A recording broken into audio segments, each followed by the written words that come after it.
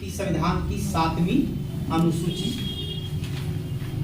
कल आपने 8वीं अनुसूची राजभाषा के बारे में पढ़ा। तो 7वीं अनुसूची में केंद्र राज्य के बीच शक्ति का विभाजन है। शक्ति के विभाजन में संघ सूची, राज्य सूची, समवर्ती सूची और कुछ जगह जो है अविशिष्ट विषय को भी लिख दिया गया है।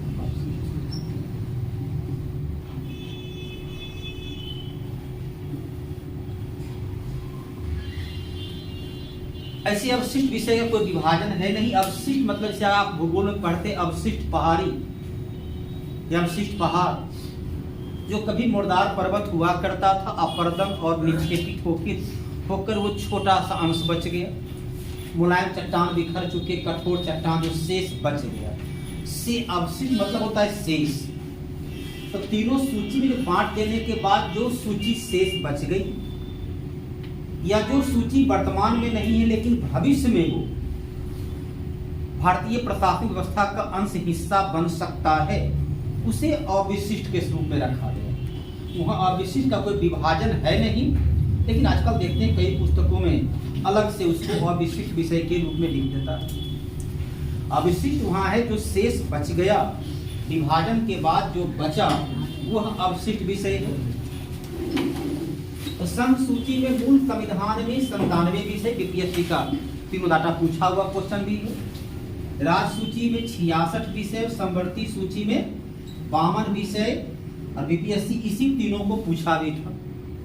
99 विषय हो गया सर। हाँ, ये तो यहाँ पर घेरा किसने दे रहे हैं? तो मूल समवर्ती में 47 है, 47 है, 47। तो वर्तमान में इसकी संख्या 99 नहीं बल्कि 100 हो चुकी है। इसकी संख्या 61 हो चुकी है, इसकी संख्या। लेकिन अभी भी जब बीपीएससी जो पूछा इसी को पूछा। बीपीएससी का लगता है शायद आपका 58 या कुछ में होगा पूछा हुआ क्वेश्चन है। बीपीएससी का पूछा हुआ क्वेश्चन है किस सूची में कितना विषय है मिलाने के लिए दिया था। तो संघ सूची के विषय पर विधि का निर्माण केवल और केवल संसद के द्वारा किया जाएगा। केवल और केवल संसद।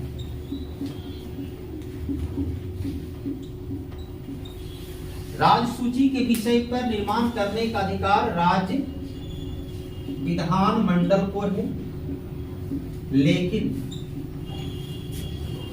अनुच्छेद 249 कहता है, अनुच्छेद 249 कहता है कि यदि राज्यसभा 2/3 बहुमत से संकल्प प्रस्ताव पास करे तब संसद एक बार में एक उत्तर प्रदेश लोक सेवा आयोग का क्वेश्चन है कि अनुच्छेद 249 आधार पर संसद कितना समय तक के लिए कानून का निर्माण करे। तो एक बार में अधिकतम 1 वर्ष के लिए कानून का निर्माण कर सकता है। इसके अलावा अनुच्छेद 250 लिखता है यदि 2 या 2 से अधिक राज्य आपस में सहमत हों और संसद से कोई यह स्वीकृति प्रदान करे या संसद को अनुमति दे तब संसद राज्य सूची के विषय पर कानून का निर्माण कर सकता है। अनुच्छेद 355 भी कहता है कि जब राष्ट्रीय संकट की अवस्था हो तब भी संसद राज्य सूची के विषय पर कानून का निर्माण कर सकता है। तो राज्य सूची के विषय पर कानून का निर्माण करने की शक्ति अनुच्छेद 249, 250 एवं अनुच्छेद 355 आवश्यकता पड़ने पर अनुच्छेद 255 का भी प्रयोग की जाती है विशेष संकट के समय। तमाम अवस्था बतलाता है कि भारत की संविधान एकात्मक है, क्योंकि राज्य से पूरा का पूरा शक्ति वो छीन सकता है। और समवर्ती सूची के विषय 253 तो आएगा क्योंकि आर्टिकल 253 है कि अंतर्राष्ट्रीय मतलब कोई अंतर्राष्ट्रीय समझौता राज्य के लिए करता है। तो अंतर्राष्ट्रीय समझौता से संबंधित जैसे कि अभी आप जैसे कि 100वां संविधान संशोधन जो किया गया बांग्लादेश उसमें राज्य को मानना होगा, वह राज्य के लिए कानून का निर्माण कर सकते हैं। वहां पर आर्टिकल 253 का भी प्रयोग करते हैं। अब समवर्ती सूची कहता है कि जिस पर केंद्र राज्य दोनों कानून बना सकता है, लेकिन केंद्र के राज्य के कानून पर केंद्र की कानून को प्राथमिकता दी जाएगी। फिर यहाँ लेकिन है, उस परिस्थिति में जब राज्य विधानमंडल के द्वारा बनाया गया कानून को राष्ट्रपति की मंजूरी मिल जाती है। अनुच्छेद 201 कहता है कि राज्य विधानमंडल के द्वारा पास किया गया कानून से यदि राज्यपाल असहमत हो तो उसे वो राष्ट्रपति के पास भेज सकते हैं। इस पर राष्ट्रपति का निर्णय अंतिम होगा। तो यदि समवर्ती सूची के विषय पर राज्य विधानमंडल ने कानून बनाया, राज्यपाल दस्तखत न करके उसे अनुच्छेद 201 के आधार पर राष्ट्रपति के पास भेज दिया है, राष्ट्रपति उसको स्वीकृति प्रदान किए हैं, तब संसद के द्वारा बनाए गए कानून के बाद भी राज्य विधानमंडल का कानून प्रभावी होगा। वहां पर उसका उल्लेख किया है। उस परिस्थिति में राज्य के कानून पर केंद्र के कानून को प्राथमिकता नहीं दी जाएगी यदि समवर्ती सूची के विषय पर बनाए गए कानून को राष्ट्रपति ने स्वीकृति प्रदान किया। कैसे प्रदान करेंगे? तो संविधान का अनुच्छेद 201 लिखता है यदि राज्य विधानमंडल के द्वारा पास किया गया कानून से राज्यपाल असहमत हो तब उस विधेयक को राष्ट्रपति के पास भेज सकते हैं और राष्ट्रपति का निर्णय अंतिम हो। राष्ट्रपति का निर्णय उसको विधानमंडल बदल नहीं सकता। तब समवर्ती सूची के विषय पर राज्य का कानून प्रभावी रह जाएगा। एक है यहाँ भी कंडीशन कि राज्य का कानून नहीं छीना जाएगा बशर्ते कि 201 का उसमें प्रयोग किया गया। ध्यान देना है कि संघ सूची के विषय में इस पर कौन सा विषय किसके पास है, ये क्वेश्चन बारंबार पूछता है। आम जनता की दैनिक रोजमर्रे की जितनी आवश्यकता है वो सभी आवश्यकता राज्य के पास है। लोक कल्याण के लिए राज्य का नीति तत्व से जुड़े हुए वो तमाम विषय पर राज्य ही उत्तरदायी है। सुबह आप उठते हैं तो आपको स्वच्छ पेयजल पीने और स्नान के लिए पानी की सुविधा हो, राज्य के पास। भोजन की सुविधा हो, मिलावट उसमें नहीं हो, राज्य के पास। घर से निकले तो सुरक्षित आपकी यात्रा हो, लॉ इन ऑर्डर बेहतर हो तो राज्य के पास। कृषि कार्य करते हैं तो राज्य के पास। बीमार पड़ जाएं तो चिकित्सीय सुविधा राज्य के पास। लोक स्वास्थ्य, आम जनता की दैनिक आवश्यकता की जितनी भी आवश्यकता है वो सब राज्य के पास। तो संघ के पास जो विषय दिया गया है उस विषय में चलिए सबसे पहले शुरू कर दीजिए। आप यहाँ देखिए अविशिष्ट विषय में अभी आप देखिएगा रखा रहता है दूरसंचार, क्योंकि आजादी के समय दूरसंचार का कोई उस वक्त का उपयोग नहीं था। तो जो विषय बच गया, भविष्य में जो विषय जुड़ने वाला है वो सब हो जाएगा अविशिष्ट विषय, जिस पर कानून का निर्माण संसद के द्वारा किया जाएगा ताकि भविष्य में विवाद उत्पन्न न हो, ये मेरा है ये तेरा है। तो दूरसंचार, वैदेशिक मामले, फॉरेन डिप्लोमेसी,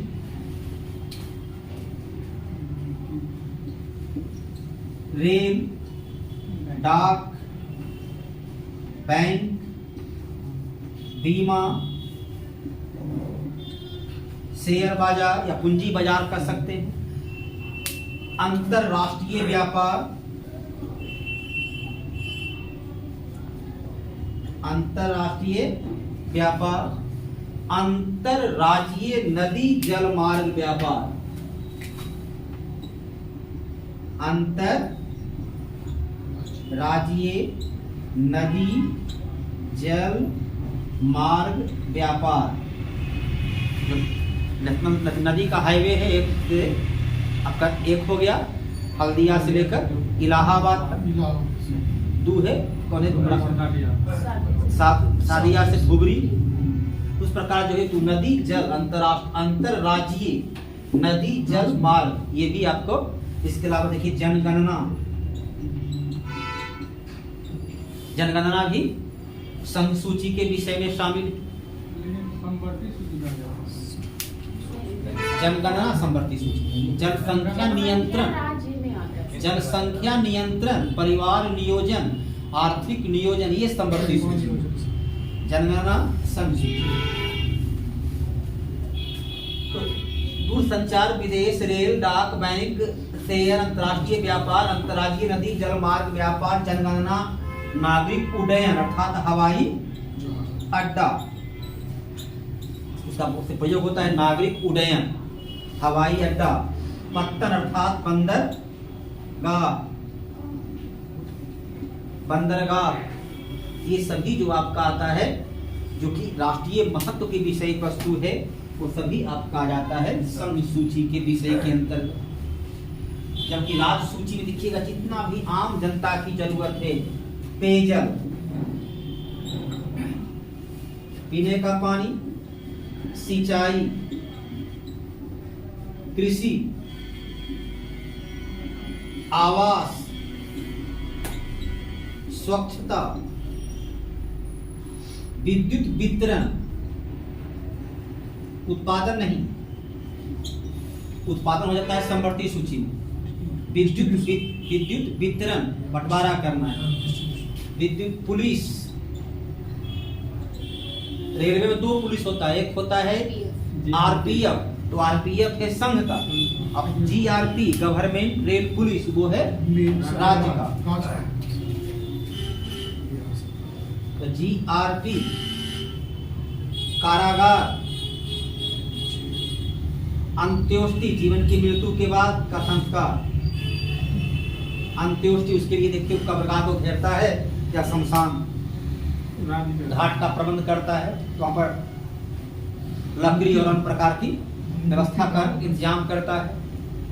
उसका कोई प्रभाव तो है नहीं। पटना में जो गुलबी घाट और बांस घाट 2 घाट पर सरकार के द्वारा लिखा हुआ है बड़ा बैनर में कि लकड़ी का इतना रुपये कीमत, डोम का इतना चार्ज, ब्राह्मण का इतना चार्ज, एकदम मोटे अक्षर में लिखा हुआ है, लेकिन उसका 1% भी प्रयोग में नहीं आता है। जब वहां लिखा हुआ है, एक लास्ट लाने हम गए तो कि लिखा था तो पूछे कहे चलो उसी की बात पूछते हैं, जिसके पास लिख ले। कहता है कि सरकार लिखा है, सरकार तो काम हम चलाए, तो लिखा तुम्हें दुकान पर में है, जो कीमत को लकड़ी दो नहीं, ये लिखा के है, काहे लिख दिया सरकार का ने लिख दिया, तो हम उसका अलाउद्दीन खिलजी का नीति अपनाना पड़ेगा कि जो कीमत तय की है उसी कीमत पर वस्तु उपलब्ध हो, अधिक कम वजन तौलने पर शरीर से उतना ग्राम मांस काट लिया जाएगा। दोनों जगह लिखे हुए हैं, गुलबी घाट पर भी लिखे हुए हैं सरकारी रेट। अब सरकारी रेट का दुकान कने मिले तब तो का दुकान है, तो कोई फिक्स दुकान होता नहीं कि सरकार का दुकान है, चलो है लकड़ी उसी के यहाँ से खरीदते हैं। वो लिखा हुआ खरीद पड़ा, मोटा मोटा अक्षर में लिखे हुए, यहाँ तक लिखे हुए हैं डोम का चार्ज 500 रुपया। अब पटना 500 के डोम देगा नहीं, आगे 5000 मांगता है वो, डोम मांग करता है 1 लाख रुपया मांग करता है, यहाँ कहता है 500 रुपया देंगे, तब आके बार्गेनिंग करते करते जो है 1000-2000 पर तय होता है। अब बिहार सरकार बोलेगा मानवे निकल, हाँ तो आपको उसी को देना है, ये आग तो उसी को देना है। माचिस भी आपका है, जिस पर आग जलाया जाता है वो भी आपका है, वो सिर्फ सलाई मारता है और उसके लिए उसका न्यूनतम पटना का कहीं भी किसी कीमत पर 1000 से नीचे कोई चार्ज उसका वो मांग करता है, देख कर रखे उधर पूरा उसका है। यदि आप 8-10 को कार पर आए हैं तो मांग करेगा 1 लाख रुपया, 10 ग्राम सोना, इतना बीघा जमीन दे। अरे देखेगा कि उठा कर अपने लाए हैं तो 50,000 मांग करेगा। वो व्यक्ति के देख लेता है उसका, आदमी की आने वाला व्यक्ति कौन है, कि उसके साथ कितने लोग हैं, कितना गाड़ी है, तो 1000 से खरीद को 1000 मिलेगा, 2000 लेवे करता है। अब स्वाभाविक सी बात भी है, गुलबी घाट का टेंडर जो हुआ है, देखें कभी टेंडर हुआ है 1 करोड़ 22 लाख में। गुलबी घाट का जो टेंडर है 1 करोड़ 22 लाख का है, पट्टा पे चलता है सर। हाँ, सरकार उसको टेंडर निकालती है। अब वह जो है जो डोम वहां का है वो टेंडर भरा, अब 1 करोड़ 22 लाख रुपया सरकार को अदा किया।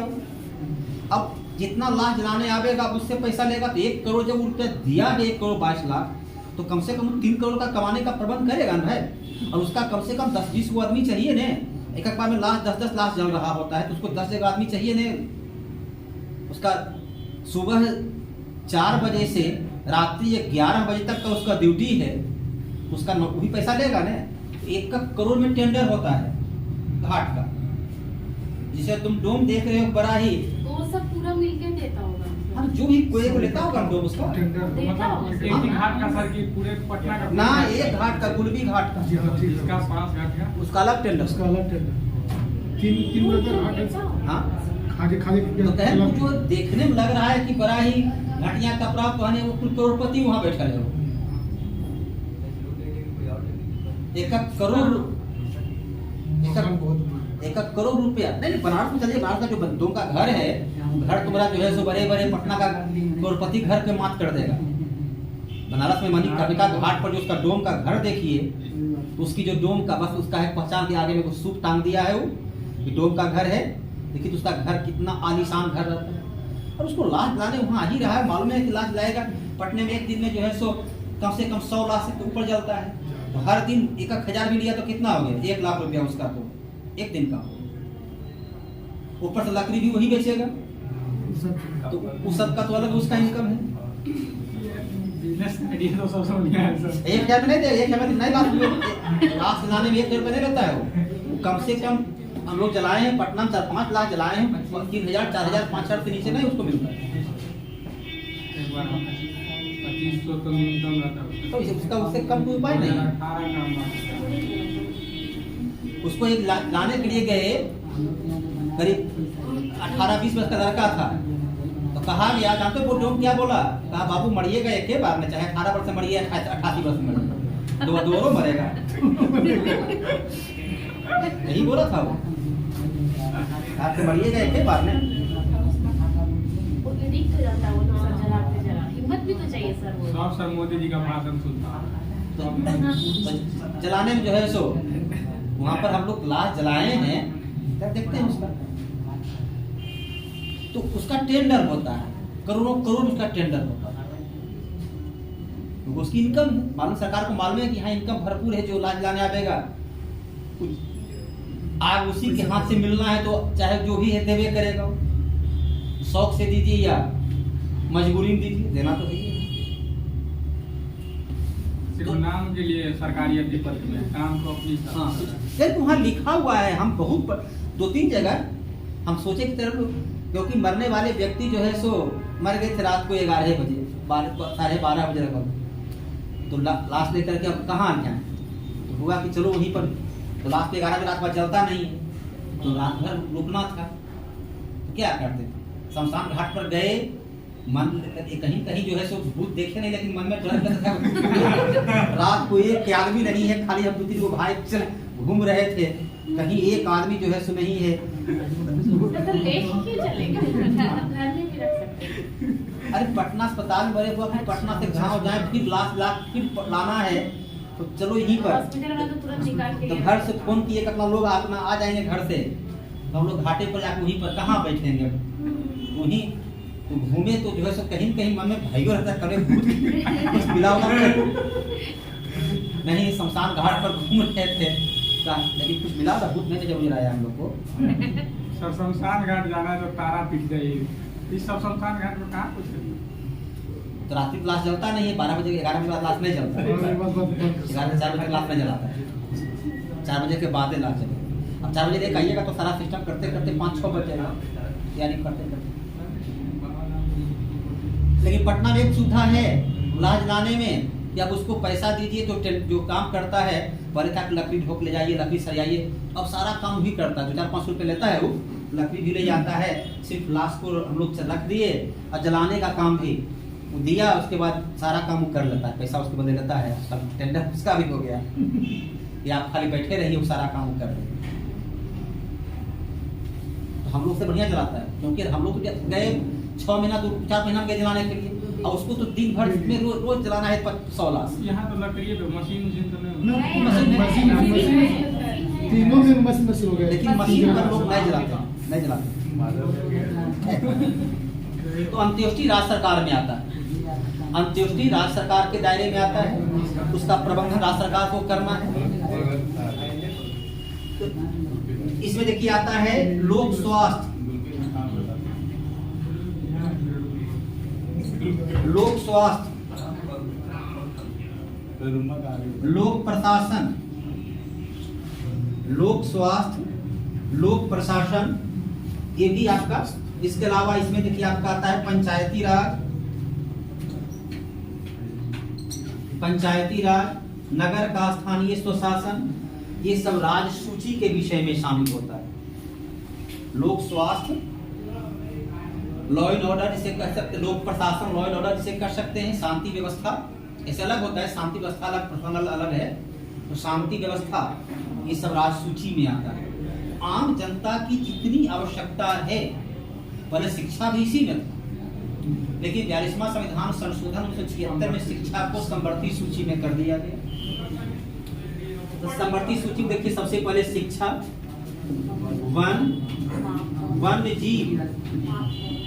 वन्य जीव अभयारण्य, मापतौल, बाजार नियंत्रण,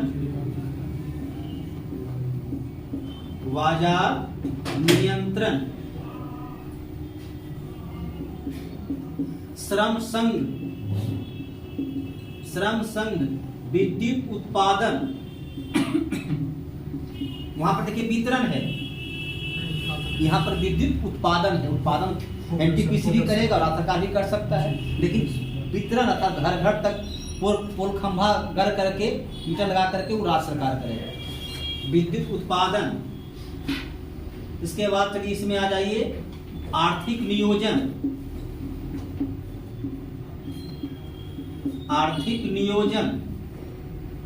इसके बाद इसमें है जनसंख्या नियंत्रण, परिवार नियोजन, ये सब आता है समवर्ती सूची। खनन, माइंस, खनन, ये भी समवर्ती सूची के अंतर्गत, खनिज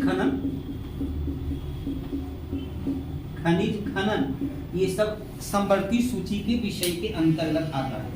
ये 3 विभाजन किया गया है, संघ सूची, राज्य सूची और समवर्ती सूची। और विशिष्ट विषय अर्थात उसमें दूरसंचार हो गया, विशिष्ट विषय में केंद्रीय वित्त हो गया, वैदेशिक मामले हो गए, वो विषय या भविष्य में यदि कुछ और ऐसा जुड़ता है। अच्छा, शेयर बाजार 1992 कानून बनाया गया, उसके ऊपर तो कोई ऐसा उसकी महत्ता थी नहीं। तो जैसे जैसे नया विषय जुड़ जाएगा वो सभी संघ सूची का हिस्सा हो जाएगा, पार्ट हो जाएगा।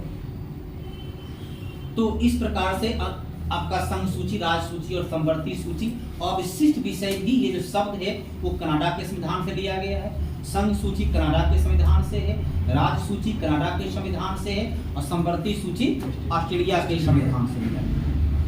तो शक्ति का विभाजन भारत की केंद्र और राज्य की संघीय प्रणाली के अनुकूल है, लेकिन ये व्यवस्था ही बतलाता है कि भारत की संविधान संघात्मक कम, एकात्मक ज्यादा, क्योंकि अनुच्छेद 249, 250, 253, 355 ये सभी जो है सो केंद्र को अधिक प्राथमिकता देते हैं। 269, हाँ 269 भी दे सकते हैं, लेकिन होता है ये सब जो है सो शक्ति का विभाजन में अधिक आ जाता है।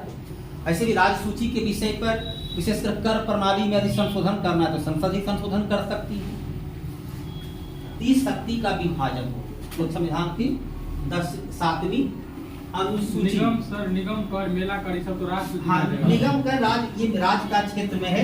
ऐसे राज्य में भी उसे स्थानीय स्वशासन के दायरे में रखा जाता है। जैसे मेला कर आपका पंचायती राज का भी अनुच्छेद 243 जी में दिया है 29 शक्ति है, और 243H में दिया है कि राज्य पंचायत को कर लगाने का अधिकार है। 243H यदि गांव या हाट में मेला लगता है उसको कर लगाने का अधिकार है, वो नगर पालिका और नगर निगम के दायरे में आता है। मेला कर, हाट कर जो कि एक कर है वो पंचायत या नगर के क्षेत्र में आता है। तो पंचायत में अनुच्छेद 243H के आधार पर वो टैक्स लगा सकता है, कर लगा सकता है।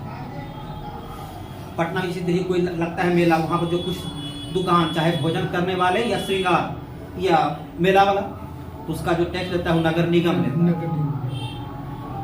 एक दुकान जो लगता है, एक बार लगा था आपका गायत्री मंदिर के पास जो मैदान है, तो खैर वहाँ पाटलिपुत्रा का सीजन हो गया, वहाँ पर पूछे दुकानदार को है कितना तुम देता है, 30,000 का में एक दुकान उसका था, इतना लंबा इतना चौड़ा और 30,000 रुपया लिया, जितना 8-10 जितना का मेला था।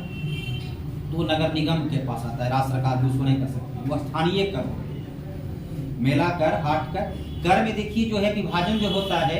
सोनपुर मेला का उसका कौन कौन लेता है? सोनपुर मेला का जो कर लगेगा, जो दुकान वहाँ पर जो सोनपुर का नगर परिषद होगा या वो कर लेगा, नगर परिषद बहुत ज्यादा सोनपुर या हाजीपुर। सोनपुर का जो होगा नगर परिषद होगा, वो आवंटन करेगा कि इतना वर्ग फीट का इतना रुपया, उसका पत्नी को रिश्वत तो अलग बात कहूँ, लेकिन उसका एक टेंडर रहेगा, इतना वर्ग फीट, इतना लंबा, इतना चौड़ा एक दुकान होगा, उसका इतना किराया रहेगा। तो वहाँ का उसका सारा व्यवस्था करना स्थानीय स्वशासन का काम है। बिहार सरकार केवल वहाँ लॉ एंड ऑर्डर बना रहे, उसका देखना बिहार सरकार का काम है। लेकिन वहाँ पर जल निकासी का प्रबंध करना या कचरा प्रबंधन, वो वहाँ का जो नगर परिषद होगा, सोनपुर नगर परिषद, उसका उत्तरदायित्व है। राज्य सरकार सिर्फ लॉ एंड ऑर्डर देखेगी। ये कर प्रणाली में जो है ध्यान देना है, जो तो कर इकोनॉमिक्स का मेरा विषय है। यदि कर धन, ठीक है, व्यक्ति, धन कोई संपत्ति लिख सकता है, पर कर लगता है तो वह प्रत्यक्ष कर है।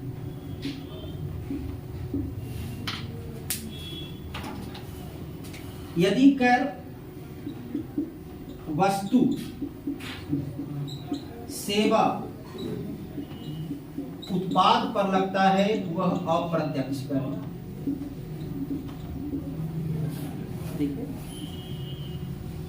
जैसे कि आप देखते हैं आय कर, इनकम टैक्स, आपकी आय पर कर है। आय आपका क्या है? धन है।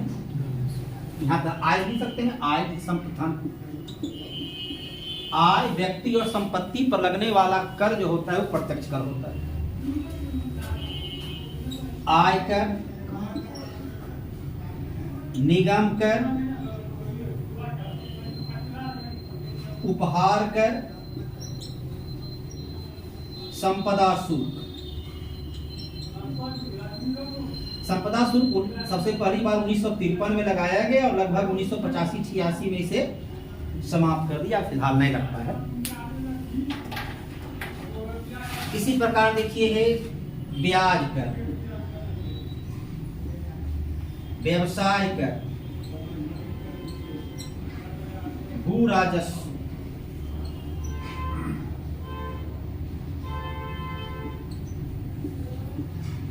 ये सब प्रत्यक्ष कर का उदाहरण। आय कर, व्यक्तिगत आय पर कल आप नौकरी करोगे, आपको वेतन दे, आपको टैक्स देना है। आपकी माँ कर नौकरी करती है या उनका अपना व्यवसाय है, बिजनेसमैन है, तो उनको टैक्स देना। पिताजी नौकरी करते हैं या पिताजी का, तो उनको अलग टैक्स देना होता है। जिस व्यक्ति पर, इसमें एक शब्द होता है इकोनॉमिक्स में, देखिए कराघात, एक शब्द होता है करापात। Tax of impact, tax of incidents.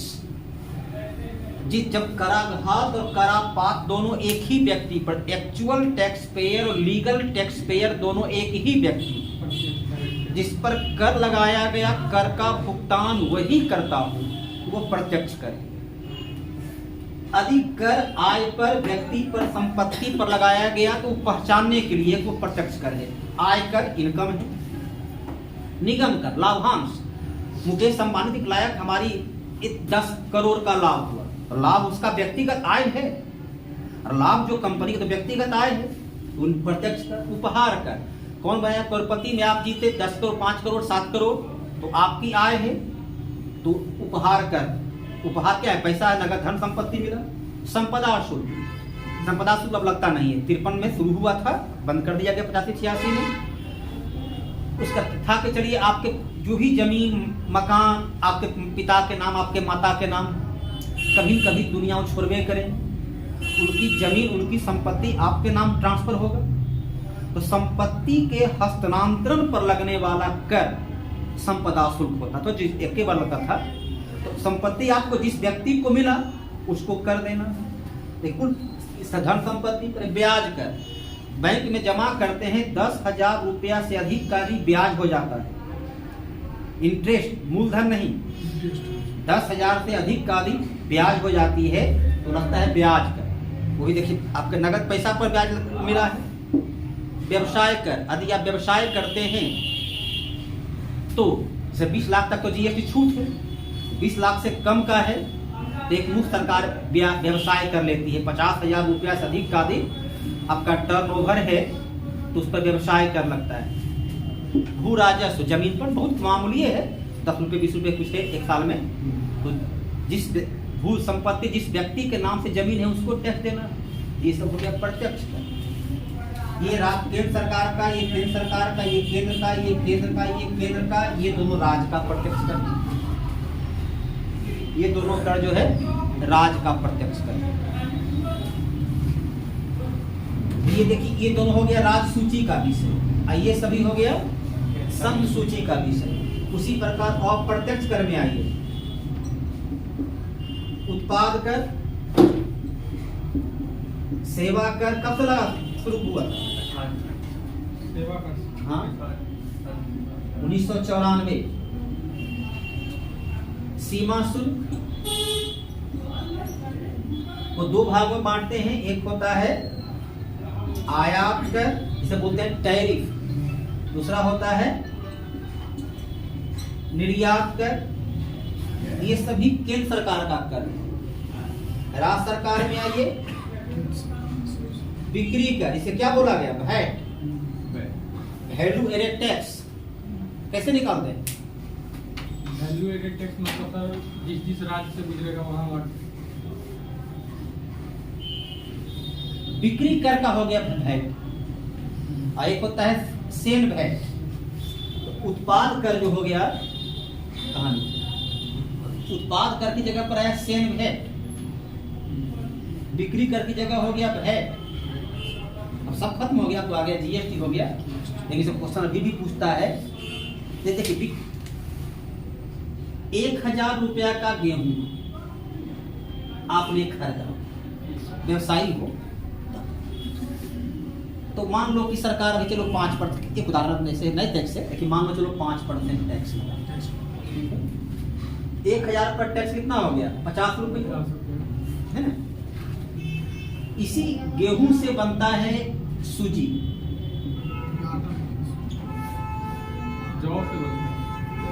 गेहूं का ऊपर जो छिलका रहता है ना, उससे सूजी बनता है, और छिलका के बाद जो बच गया तो उसी से मैदा बनता है। अब गेहूं समूचे पीस दिया तो गेहूं का आटा हो गया। चलो अब इसी से देखिए तैयार किया गया क्या कहते हैं मैदा।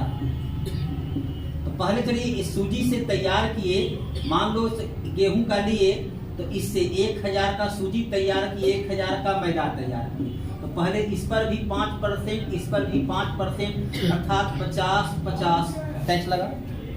तो वैट क्या हो गया? तो वैट में जो है 1000 तो ले ही लिया, तब इस पर टैक्स नहीं लगेगा, ये 5%।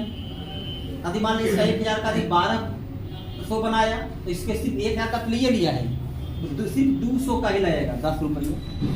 ऐसे यहाँ लग जाता 60 रुपये। दूध से रसगुल्ला नहीं बनता है तो उसका वैट का तो इसी प्रकार यहाँ पर अभी चलिए मान लो 1400 इसका होता मैदा, तो 1400 का 1000 तो पहले ले चुका है, तब यहाँ पर सिर्फ 400 का, तो ये लेगा 20 रुपया। तो 50, 20, 70, 10, 80, ऐसे यहाँ हो जाता 50 और 60 और फिर 70।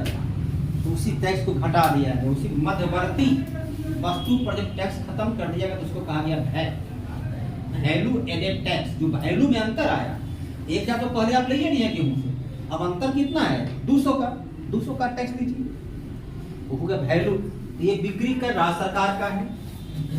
उसके बाद होता है शराब पर, के बाद बोलते हैं अबकारी कर। ऐसे अंग्रेजी तो एक है, एक्साइज ड्यूटी दोनों का, इसको ही बोलते हैं एक्साइज और इसको ही बोलते हैं एक्साइज, लेकिन हिंदी बोलते हैं अबकारी कर।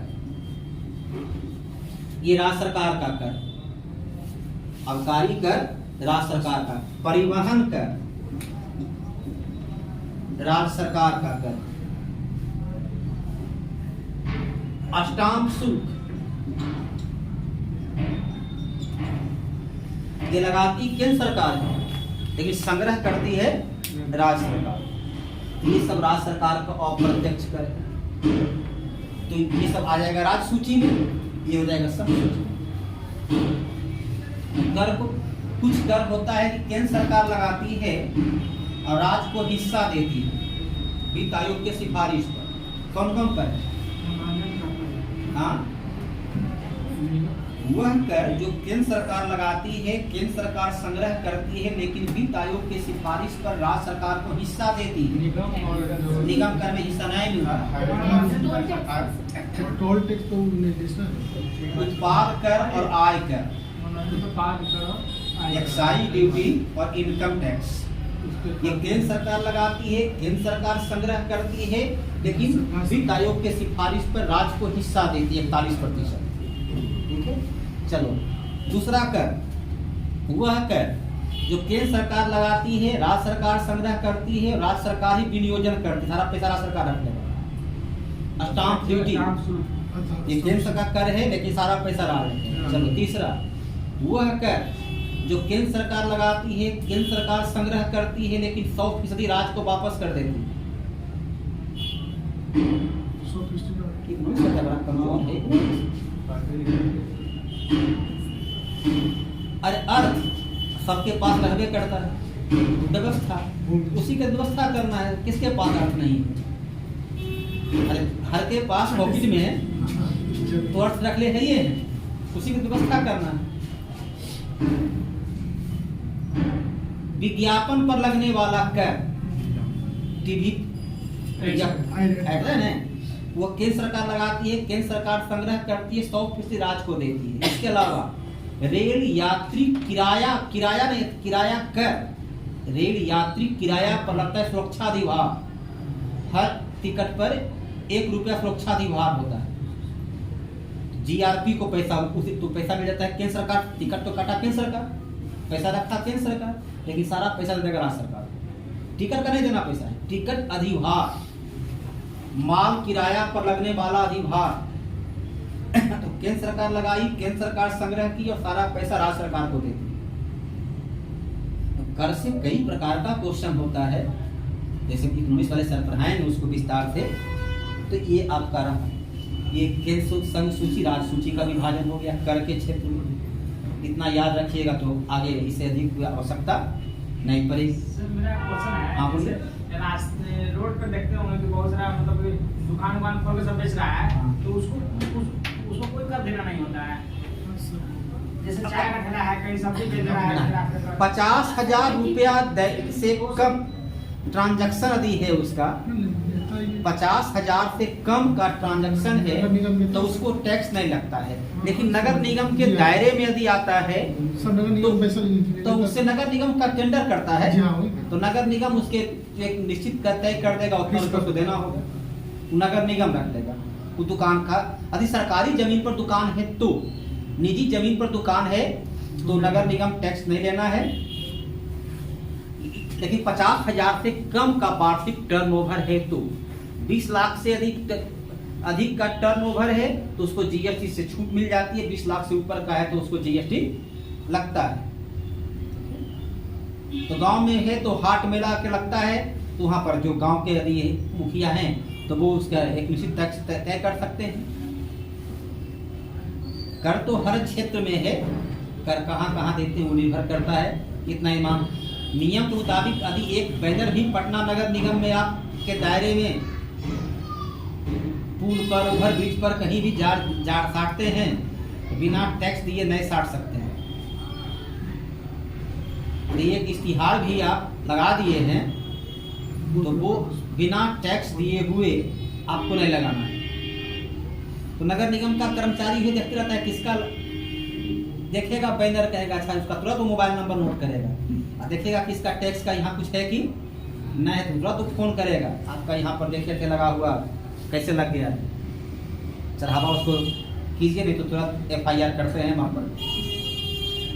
तो ये इनकम बढ़े सरकार का वो थोड़ी ध्यान देता है, वो तो ध्यान देते रहेगा, जैसी देखेगा कोई नया पोस्टर पुल पर हो तो तुरंत नोट करेगा मोबाइल नंबर, इसको फोन करके पूछना है। किसी निजी घर पर रहेगा तो कोई नहीं, निजी घर पर नहीं, आप घर वाला समझेगा वो सरकार को क्या है, आप अपना घर पर लगाए हैं तो। लेकिन यदि आप सरकार व्यवसाय के लिए उद्देश्य से लगाए हैं जिससे घर वाला को लाभ है तो टैक्स लगेगा। जिससे कैसे आपका टीवी क्या कहते मोबाइल टावर वगैरह है उसका टैक्स लगता है। ऐसे पटना नगर निगम को पता नहीं है कि कितना, उसको पूछा है कि कितना वो है, उसको पता भी नहीं है, तो टैक्स क्या वसूलेगा। पटना नगर निगम को राइट टू इंफॉर्मेशन में पूछा कि कितना मोबाइल टावर है निजी घरों पर, उसके पास आंकड़ा ही नहीं, कहाँ कहाँ लगाए हुए है।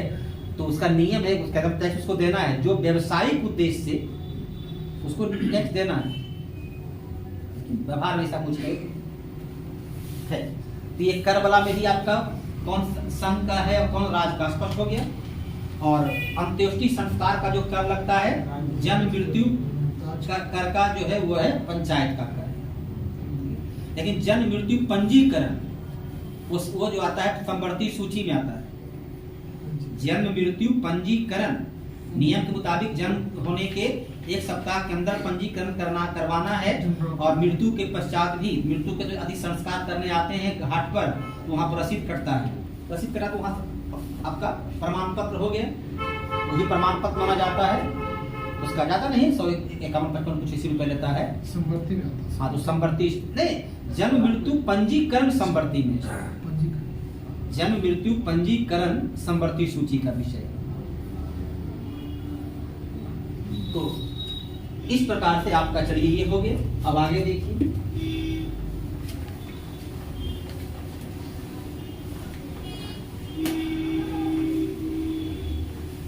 इकोनॉमिक्स इतना व्यवहारिक विषय कोई विषय ही नहीं। सर तो पढ़ा दीजिए देखिए। पढ़ाएंगे सर, उसके लिए पढ़ाएंगे। इकोनॉमिक्स बड़ा ही व्यवहारिक विषय है, बस वो खाली थोड़े थोड़े टुकड़ा टुकड़ा समझिएगा, बड़े आसानी से समझ में आएगा। आगे देखना है दल बदल कानून। मूल संविधान में दल बदल कानून का कोई जगह नहीं है।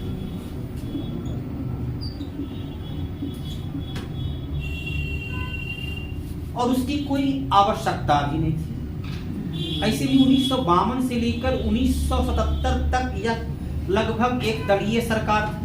और दल बदल करते हैं सत्ता की लोभ में, तो यहाँ कांग्रेस के सिवा किसी को सत्ता मिलवे नहीं करती थी, तो दल बदल का कोई जगह ही नहीं था। और पूर्ण बहुमत की सरकार बनती थी, दल बदल की आवश्यकता नहीं थी। लेकिन 1977 के बाद कुकुरमुत्ता की तरह दल उभर आए। अब परिणाम ये हुआ कि हर दल को किसी खास जाति, किसी खास क्षेत्र, किसी खास भाषा के क्षेत्र पर प्रभाव रहा, तो बहुमत लाना बड़ा ही मुश्किल काम हो गया। और एक एक दो सीट वाला काशीराम एकदम बड़े ही गर्व से कहा करते, सरकार किसी के बने चाबी तो हम ही रखेंगे ना, और बहुमत तो किसी को रहेगा नहीं, तो जिधर चाहेंगे उधर हम। पीएस संगमा जो उसने भाषण दिए लोकसभा में, उनका भाषण हम सुन रहे थे कि एक कुआं पर कुछ महिला, क्योंकि भारत में सामान्य अवस्था में पानी भरने और लाने का चल जाइए हरियाणा से लेकर तमिलनाडु पहुंचे महिला के जिम्मा में, ये सामाजिक रूप से। और हम देखें हरियाणा में महिला जो है इतनी लंबा घूंघट रखती है, और एक तो हरियाणा में पानी बहुत नमकीन है, वहाँ पानी के लिए लाना पड़ता है। सरकार का व्यवस्था आजकल है, एक सरकार पानी वहाँ सब कुआं का पानी नहीं पी सकती, इतना खारा पानी लगता है। हमने देखा है बहादुरगढ़ में गए थे एग्जाम देने के लिए, हम वहाँ 3-4 दिन रहे थे। महिला जो है एक पर एक 3-4 को बड़ा आराम से जो है सो हाथ हिलाते 5-7 को बात करते आ रही थी, पानी भरा हुआ, एक पर एक बदन पर रख करके। महिला वहाँ भरपूर काम करती है। हरियाणा में जो है पुरुष ज्यादा काम महिला करती है। मैडम उस सबका सर नहीं बुलडोजर होता है। मैडम जो है सो क्या करते हैं, गैस को बड़ी आसानी से उठा लेके चलते रहते, कुछ नहीं। हरियाणा की जो है जाट समुदाय में वहाँ का फेमस से पता चला हमको, वहाँ कुछ कहा कि लड़का की शादी यदि हो गया तो माँ पिता निश्चित है तो उसकी बहू को खिलाइए देंगे। अब उसका चिंता करना बहू का काम है, कैसे भोजन पानी चलेगा, भरपूर काम है। तो पानी लाने के लिए दिया, बोले पीएस संगमा की एक कुआं पर महिला पानी भर रही थी, उसमें एक महिला बोली कि अब मेरा पति जरूर मंत्री बनेगा। अन्य महिला उत्सुकता बस पूछी कि ऐसा क्यों?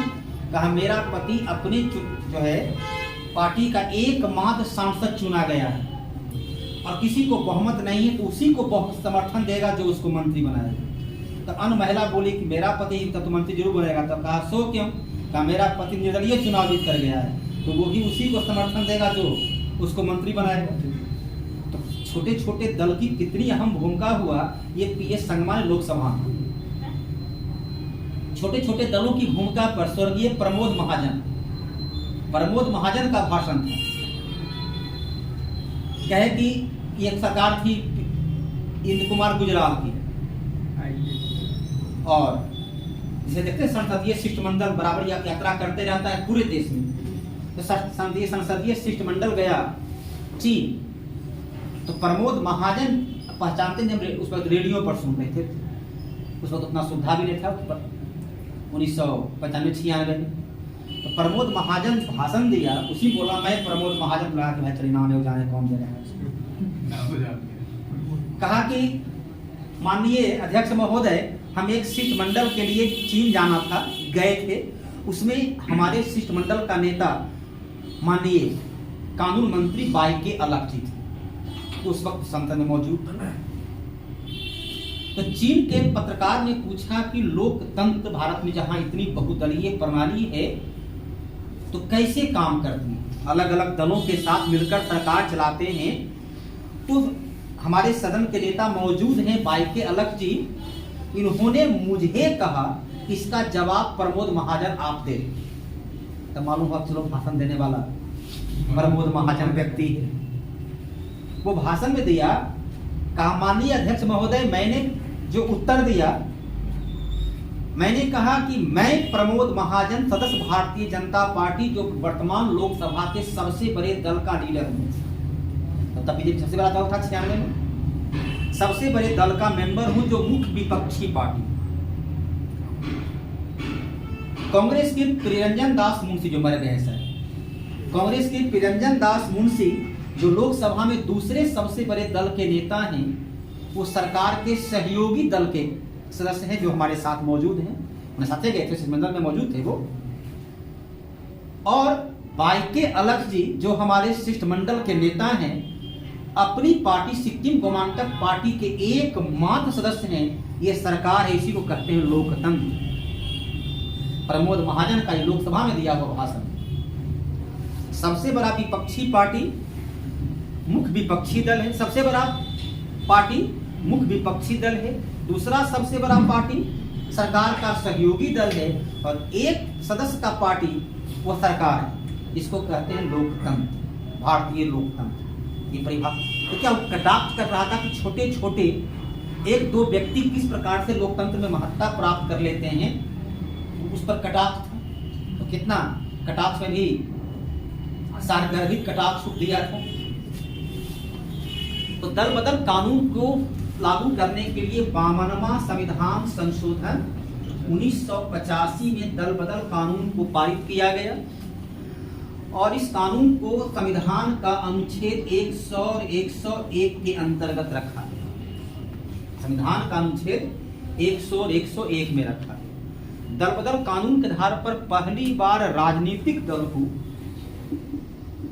संवैधानिक संघ लोक सेवा आयोग का पूछा हुआ क्वेश्चन 1952 से लेकर 85 तक किसी भी पार्टी को संविधान में कोई भी दर्जा प्राप्त नहीं था, संविधान में उसका कोई भी उल्लेख नहीं था।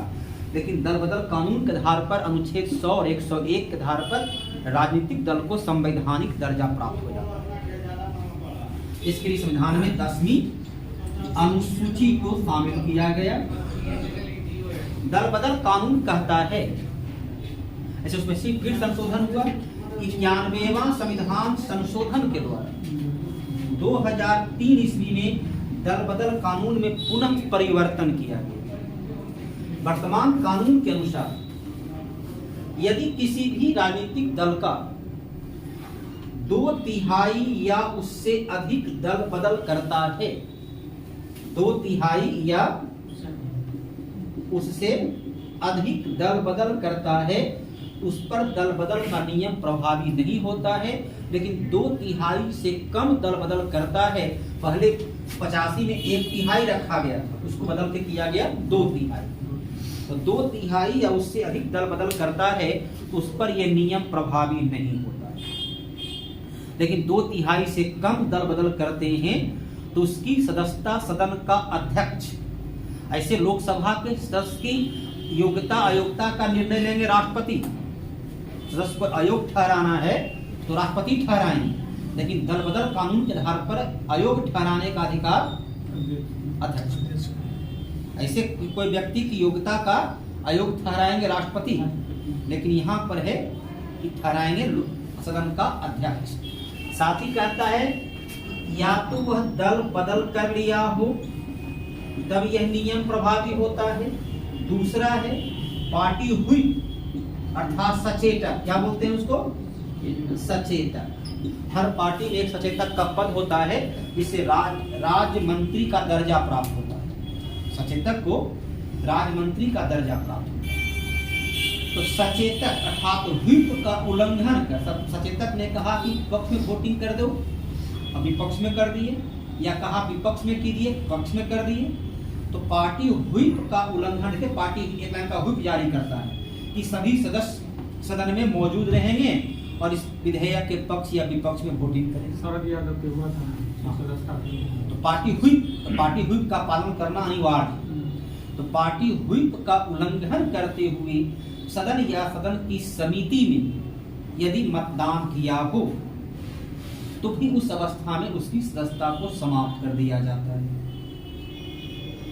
यदि आप निर्दलीय चुनाव जीते तो चुनाव जीतने के 6 महीना के अंदर यदि आप किसी दल में शामिल हो जाते हैं तो ठीक है, लेकिन यदि किसी दल में आप शामिल नहीं होते हैं तब आप दल बदल कानून के दायरे में आ जाते हैं। अब आप किसी पार्टी में शामिल नहीं हो सकते। यदि आप शामिल हो जाते हैं तो आपकी सदस्यता को समाप्त कर दें। हाँ, 6 महीना के अंदर आपके पास सुविधा है, जिस पार्टी में चाहे आप जा सकते हैं, लेकिन 6 महीना के बाद हाँ समर्थन किसी को दे सकते हैं, क्योंकि आप तो अपना पार्टी के अकेले है, ये तो वोट किसी को दे देना है, लेकिन किसी पार्टी के विधिवत रूप से आप उसमें शामिल नहीं हो सकते। तो दल बदल कानून का ये शर्त है। अनुच्छेद 100 और 101 के आधार पर सदन का अध्यक्ष उसकी योग्यता, ऐसे 101 में क्या लिखा हुआ है कि यदि कोई संसद सदस्य बिना सूचना के 60 दिन तक अनुपस्थित रहता है तो उस अवस्था में उसकी सदस्यता रद्द कर दी जाएगी। यहाँ पर सदस्यता रद्द करने का प्रावधान उसके आधार पर है। तो व्हिप का उल्लंघन करके या एक पार्टी में शामिल हो जाते हैं तो उसकी सदस्यता को समाप्त कर दिया जाता है। शरद यादव का मामला हो तो समाप्त कर दिया जाता है, इसलिए वहां पर समाप्त हो जाए। तो इस प्रकार से दल बदल कानून के, लेकिन अभी भी इसमें खामियां हैं। 2003 में तो इसका नाम भी चेंज कर दिया था, दल बदल विरोधी कानून। दल बदल इसमें खामियां भी मौजूद देखते हैं कि अब देखिए उसका क्या उल्टा करने लगा है। अभी उसका शुरुआत कांग्रेस सब कर चुका है, बीजेपी उसमें अब जरा एक्सपर्ट हो गया। गोवा में बीजेपी को 1994-95 में 18-19 सीट मिला था, कांग्रेस को ये 18-19 जिसकी सरकार होती है केंद्र में, उसका प्रभाव होता है। बीजेपी का ही सदस्य को इस्तीफा दिलवा दिया कांग्रेस पार्टी ने, और 20 में सदस्य बन तो सरकार बना लिया था। तब कांग्रेस में सरकार केंद्र में थी, परिस्थिति देखो बदला, मध्य प्रदेश तो कांग्रेस को इस्तीफा दिलवा दिया, कर्नाटक में भी बीजेपी इस्तीफा दिलवा दिया। तो जो काम कांग्रेस कल कर चुके थे आज वही नियम कांग्रेस पर लागू हो रहा है।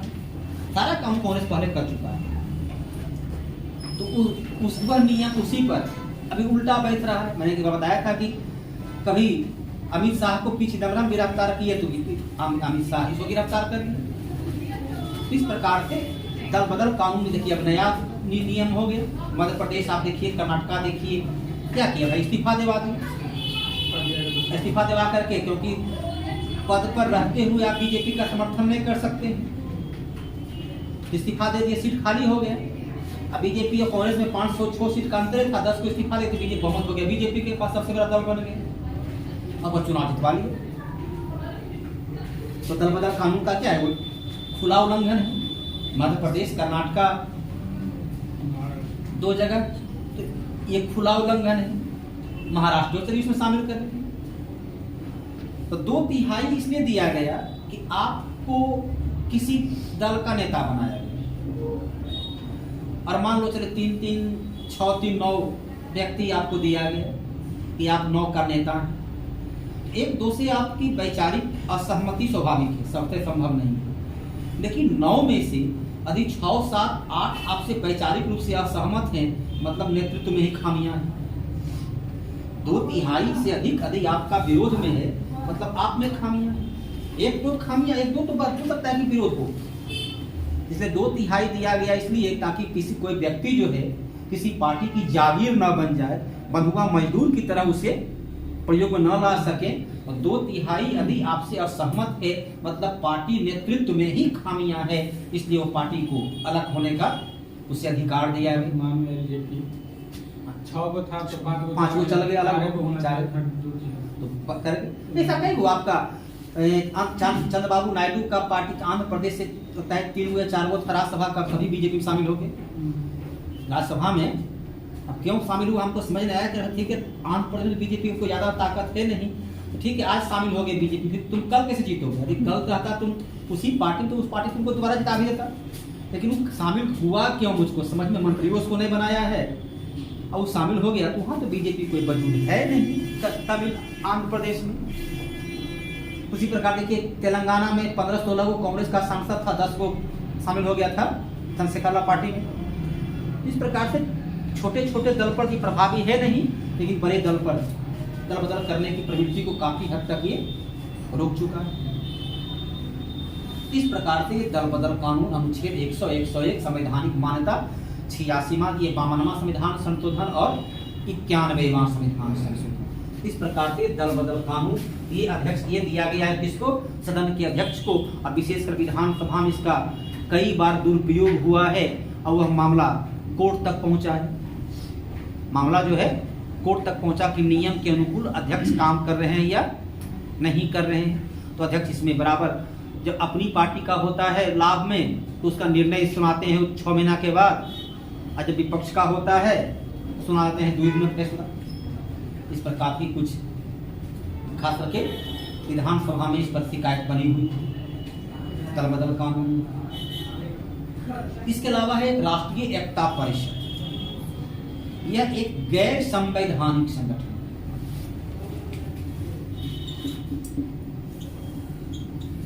है। राष्ट्रीय एकता परिषद 1961 में जवाहरलाल नेहरू की सरकार के द्वारा इसकी स्थापना करवाई गई। राष्ट्रीय एकता परिषद में सदस्यों की संख्या 100 होती है। राष्ट्रीय एकता परिषद में सदस्यों की संख्या 100 होती है। इसका अध्यक्ष प्रधानमंत्री होते हैं। 100 कौन होगा, तो इसमें राज्य के मुख्यमंत्री तो 28 वो हो गए।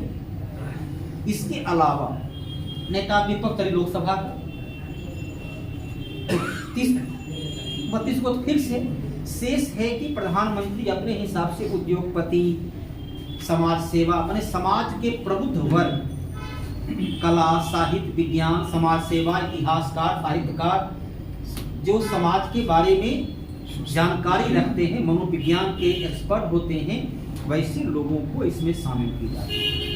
और इसका उद्देश्य यही है कि ये समाज में किस प्रकार से सामाजिक समानता, सामाजिक समरसता की नीति को अपनाया जा सके, शैक्षणिक क्षेत्र में, राजनीतिक क्षेत्र में, प्रशासनिक क्षेत्र में क्या परिवर्तन करें।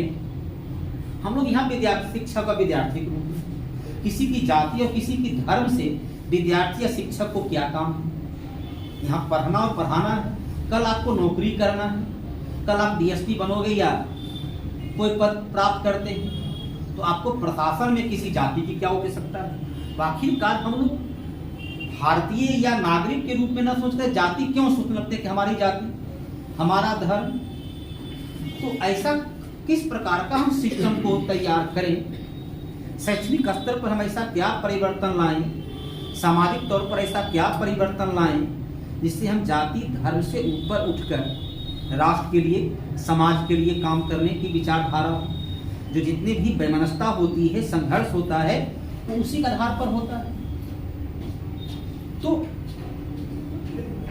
वहां पर जो है अब से चलो कल कौन आया कि रामायण की कौन पंक्ति उठा करके, तो क्या है सब एक प्रकार का आप कहीं कहीं भावना को भर काते। रामायण में तो कौन लिखल को पढ़ेला कोई है, उसे टीका टिप्पणी वाला लिखा है, ओरिजिनल रामायण में उसे कोई उपयोगिता तो थी नहीं उसकी।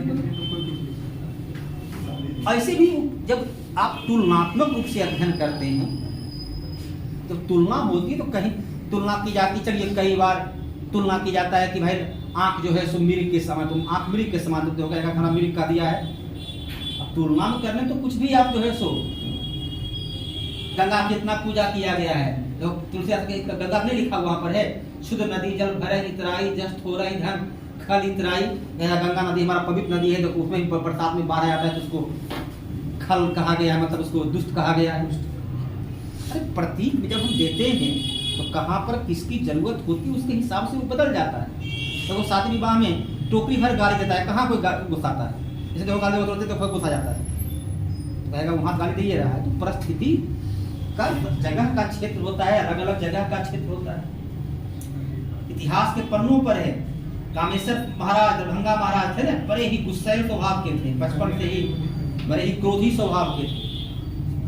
विवाह हुआ तो चुप जमींदार थे, तो बड़का राजा थे राजघराने से, तो शादी हुआ तो उनकी कोई भी वहाँ की जो सारी सरहद थी एक भी उनके साथ हंसी मजाक नहीं किया, क्योंकि उनका भाई था रुतबा। अब इनको बराबर मन में लगे कि भाई एक हमरे साथ तो जा रहे थे ससुराल, हाथी पर चढ़ गए, क्योंकि उसको तो ही बहाने था, सावन का महीना था, हाथी पर जा रहे थे। गांव में देखो अभी भी धान के रोप खेत में अब तो बहुत कम गया है, महिलाएं जब धान रोपती तो बड़ी गीत गाती है, भरपूर मालिक को गाली देती है। जा रहे थे हाथी पर, तो अपना कौन जा रहा है उसको क्या मतलब है, अपना धान रोपने में गाली दी। बड़ा खुश हुए कि चलो कोई तो हम लोग ससुराल में गाली दिया, और हर मजदूर को वो 1-1 हेक्टेयर जमीन दान में दे दिया। हर महिला जो थी, जो 10-20 महिला थी, इतना खुश हुआ कि ससुराल में उसको कोई गाली दिया है, इतना खुश हुआ वो कि हर महिला को 1-1 हेक्टेयर 4-4 बीघा जमीन दान में। अभी गाली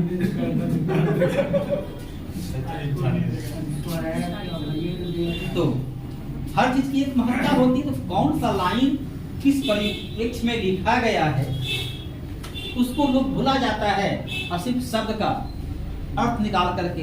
एक शब्द का तो अनेक अर्थ हो सकता है, अलग अलग जगह उसकी अलग अलग अर्थ हो जाती है, जिसकी न कोई औचित्य है, न कोई रामायण में क्या लिखा हो, कौन पढ़ने वाला भी है, उसकी कोई आवश्यकता है, न कोई औचित्य। तो वहाँ पर इस प्रकार की गतिविधियां होते रहती है राजनीति के क्षेत्र में। तो यही काम है राष्ट्रीय एकता परिषद का, कि हम अपनी वैचारिक रूप में, अपनी सांस्कृतिक रूप में, अपनी शैक्षणिक रूप में किस प्रकार का हम एक सिस्टम तैयार करें कि लोग जाति धर्म से ऊपर उठकर कार्य करें, जाति के आधार पर न सोचें, जाति के आधार पर न सोचें। 2013 में इसकी बैठक हुई, उसके बाद आज तक इसकी बैठक, ऐसे भी गैर कांग्रेसी काल में इसकी बैठक कभी नहीं हुई, गैर कांग्रेसी काल में इसकी बैठक कभी नहीं हुई है। 2000 मनमोहन सिंह काल में केवल एक बार हुआ, 2013 में इसकी बैठक हुई थी। इसमें होता क्या है कि हम लोग आलोचना सुनना चाहते नहीं या सुनने की क्षमता नहीं, तो जितने भी पार्टी वाले जो बुलाते हैं डॉक्टर को, इंजीनियर को, वैज्ञानिक को, वो सब अपने हिसाब से बुलाते हैं ताकि प्रधानमंत्री की बात की कोई आलोचना न करे। तो हम लोग को आलोचना सुनने की आदत खत्म हो गई है। इसमें कुछ चमचे को बोले हुए करते जो खाली सरकार के पक्ष में बोले। व्यवहार में क्या होनी चाहिए, आलोचना करने की। देखो विलियम वर्ड्सवर्थ का नाम सुने हो, विलियम वर्ड्सवर्थ बहुत बड़े अंग्रेजी के राइटर। इंग्लैंड का राजा चार्ल्स द्वितीय का काल था, पूरे यूरोप में जब पुनर्जागरण का दौर चल रहा था, सब लोग लेखन, तो राजा को भी लगा कि भाई सब लोग लिखता है तो भाई हम अभी नहीं लिखें तो क्या कहेगा, राजा कैसा मूर्ख है, तो हम भी लिखते। अब राजा लिख दिया, एक पोयम लिखा, उसमें कवि तो था नहीं, तो पोयम तुकबंदी कर दिया। अब राजा था तो भाई हम किस हमारा अच्छा लिखे या किसको कौन देखेगा, तो विलियम वर्ड्सवर्थ को भेज दिया। तो उसको भेज दिया कि आप इस दोहा को, मैंने एक पोयम लिखा, इसका समीक्षा कीजिए। दोहा बड़ा ही निम्न कोटि का था, लेकिन उस वक्त राजतंत्रीय व्यवस्था थी, दिया कि विरोध करेंगे तो मरवा देगा। लिख दे कि आपका दोहा घटिया है। तब देखो उसने लिखा, ये हकीकत घटना, वो लिखा कि राजा आप महान हैं, आप इंग्लैंड के राजा हैं जिसकी सूरज जो है पूरे विश्व में कभी नहीं डूबता है। आप जीवन में जो भी निर्णय और जो भी कार्य करते हैं वो अद्वितीय होता है। जीवन में यदि आप निम्न कोटि का भी कुछ लेखन का प्रयास करते हैं तो वो अपने आप में अद्वितीय होता है। उसने आलोचना भी कर दिया कि आपका हर काम जो अद्वितीय होता है, आप लिखना चाहें तो भी, चाहे उच्च कोटि का हो या निम्न कोटि का, उसका कोई मुकाबला नहीं कर सकता। तो राष्ट्रीय एकता परिषद का यही उद्देश्य है कि समाज के प्रबुद्ध वर्ग जो किसी पार्टी विशेष के लिए नहीं बल्कि राष्ट्र के बारे में जिनके पास अनुभव हो, राष्ट्र के बारे में जानकारी हो, वो लोग अपने विचार को रखें।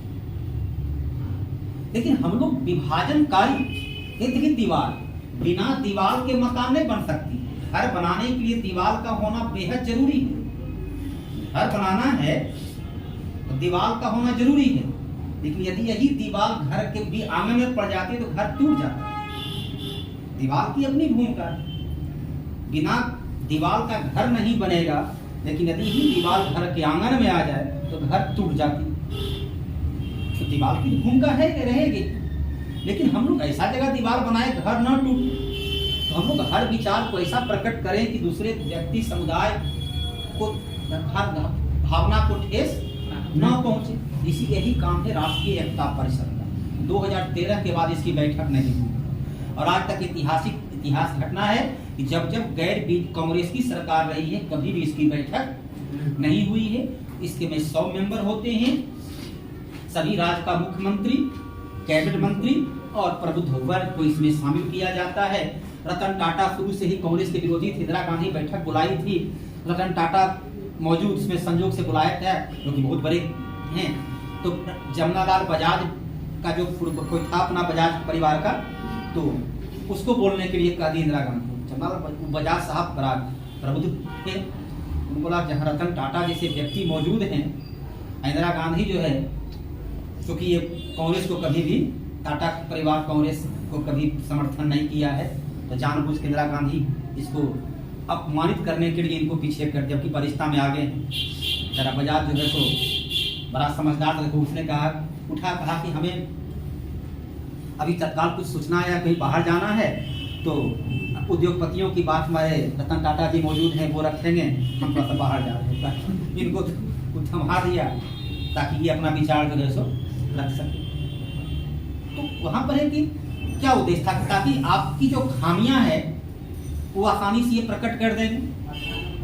तो लोग खामियां सुनना चाहते नहीं है। राष्ट्रीय एकता परिषद का था कि सरकार प्रबुद्ध वर्ग को बुलाए, अपनी खामियां को वो सुने और उसको दूर करने का प्रयत्न करे। सामाजिक, राजनीतिक, आर्थिक व्यवस्था में उस प्रकार का सिस्टम को तैयार, यही था राष्ट्रीय एकता परिषद का। राष्ट्रीय एकता परिषद योजना आयोग रहा नहीं, नीति आयोग, राष्ट्र कर्मचारी चयन आयोग, राष्ट्रीय विकास परिषद, ये सब जो है गैर संवैधानिक संस्था है। राष्ट्रीय एकता परिषद, कर्मचारी चयन आयोग, स्टाफ सिलेक्शन कमीशन SSC, राष्ट्रीय विकास परिषद, नीति आयोग, योजना आयोग, ये पांचों गैर संवैधानिक संगठन। महिला आयोग, मानवाधिकार आयोग, ये सांविधिक संस्था है, ये सांविधिक संस्था है। और चलिए नियंत्रक महालेखा परीक्षक निर्वाचन आयोग, इसके अलावा आप वहां दे सकते हैं पिछड़ा वर्ग आयोग, अनुसूचित जाति जनजाति आयोग, ये सब संवैधानिक संस्था है। एक होती है संवैधानिक संस्था, एक होती है सांविधिक संस्था। जैसे कि आपका SEBI, security exchange board of India, क्या है, सांविधिक संस्था। IRDA, insurance regulatory development authority, सांविधिक संस्था है। लेकिन राष्ट्रीय महिला आयोग सांविधिक संस्था है। इसे ध्यान देना है कौन सी सांविधिक है, कौन सा संवैधानिक है और कौन सा गैर संवैधानिक। ये 3 प्रकार से आपको, एक असंवैधानिक हो जाता है, संविधान के विपरीत हमारा आचरण, इसको ध्यान देना है। कभी कभी सब परीक्षा में क्वेश्चन के रूप में पूछ दिया करता है। तो राष्ट्रीय एकता परिषद, ठीक है। अगला दिन हम लोग देखेंगे गवर्नर के बारे में और मुख्यमंत्री वगैरह के बारे में।